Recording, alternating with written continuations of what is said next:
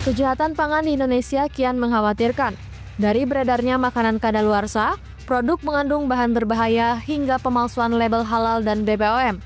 Praktik-praktik ilegal ini telah menjelma menjadi ancaman nyata bagi kesehatan masyarakat dan ketahanan pangan nasional. Berdasarkan data Badan Pengawas Obat dan Makanan atau BPOM, selama 3 tahun terakhir, terjadi peningkatan signifikan dalam jumlah temuan produk pangan yang tidak memenuhi standar keamanan. Pada semester pertama tahun 2025 saja, BPOM mengungkap lebih dari 5.000 kasus pelanggaran, mulai dari distribusi makanan berformalin, produk kadaluarsa yang dikemas ulang, hingga penggunaan perwarna tekstil dalam jajanan anak-anak. Kejahatan pangan memiliki dampak berlapis terhadap masyarakat. Dari sisi kesehatan, konsumsi makanan yang mengandung zat berbahaya seperti boraks, formalin, dan rodamin B dapat menyebabkan gangguan pencernaan, kerusakan organ dalam hingga penyakit kronis seperti kanker. Dalam beberapa kasus, korban mengalami keracunan akut yang berujung pada kematian.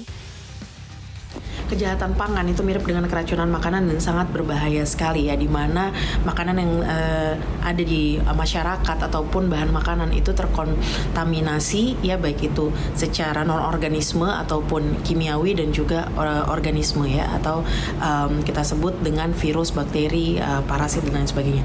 Kalau non-organisme atau kimia seperti misalnya formalin, boraks, lalu juga rodamin B, lalu juga metanil yellow, lalu juga ada formalin tadi sudah, lalu ada pewarna tekstil ya, pewarna maupun pengawet, itu sangat berbahaya sekali ya, karena bisa mengganggu kesehatan baik itu secara fisik, mental, jangka pendek dan juga jangka panjang. Sedangkan untuk mikroorganisme ada virus ya, seperti misalnya rotavirus membuat diare, lalu juga polio ya, hepatitis A yang membuat kuning, lalu juga bakteri seperti misalnya ada kolera, salmonella typhosa ataupun tifus, lalu juga Escherichia coli ya, dan juga tentunya parasit yang berbahaya termasuk cacing dan lain sebagainya.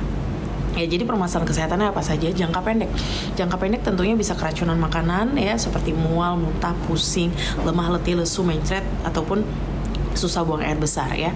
Itu adalah gejala yang awal, dan jika buang air besar atau mencretnya itu berlebih atau diare, itu bisa menyebabkan dehidrasi dan bisa berujung pada kematian ya, ataupun shock.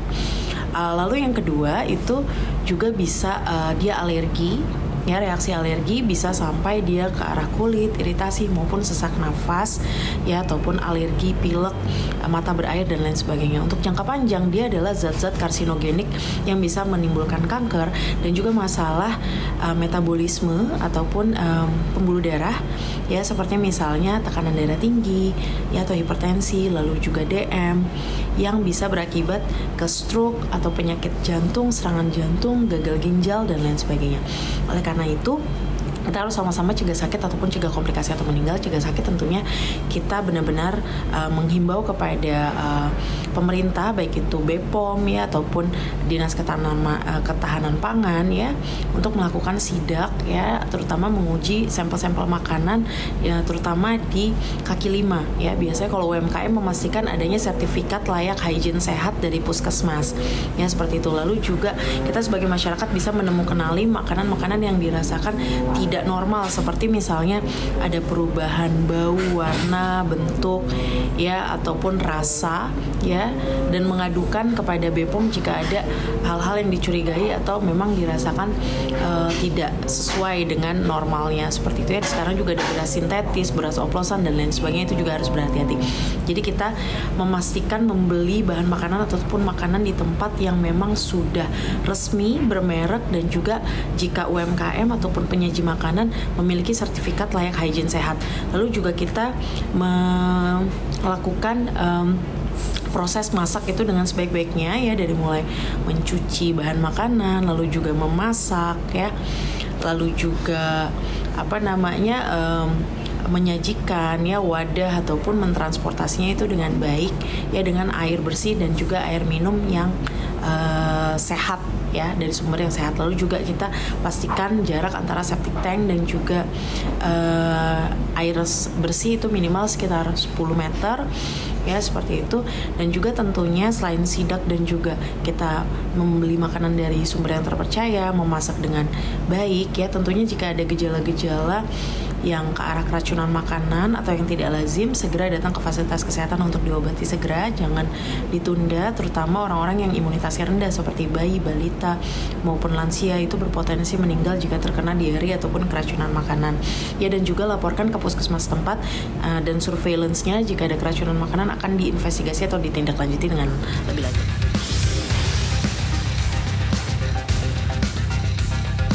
Sementara dari sisi sosial ekonomi, maraknya produk ilegal membuat konsumen kehilangan kepercayaan terhadap produsen lokal. Petani, pelaku UMKM, dan pedagang jujur ikut terdampak akibat persaingan tidak sehat dengan produk palsu atau murah yang mengandung bahan berbahaya. Berdasarkan Undang-Undang Nomor 18 Tahun 2012 tentang Pangan dan Peraturan Pemerintah terkait kejahatan pangan mencakup berbagai tindakan. Menggunakan bahan berbahaya atau terlarang dalam makanan seperti formalin, boraks, rodamin B, dan metanyl yellow. Memproduksi atau mengedarkan makanan kadaluarsa dengan mengganti tanggal kadaluarsa atau mengemas ulang. Memalsukan label dan sertifikat, termasuk label halal dan nomor registrasi BPOM. Pemalsuan produk makanan bermerek atau mengoplos produk asli dengan bahan murah tanpa izin. Distribusi pangan ilegal termasuk daging celeng dijual sebagai daging sapi atau ayam tiren yang masih diperjualbelikan. Korban dari kejahatan pangan adalah seluruh masyarakat Indonesia.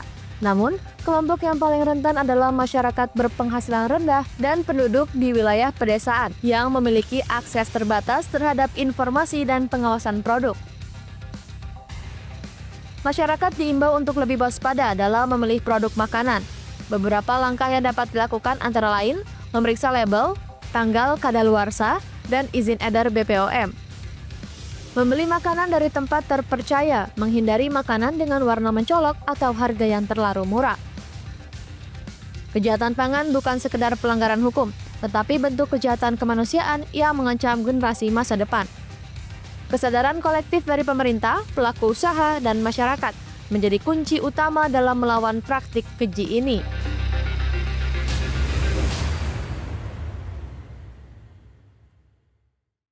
Kasusnya banyak, aktornya pun beragam, dan dampaknya sangat dirasakan masyarakat.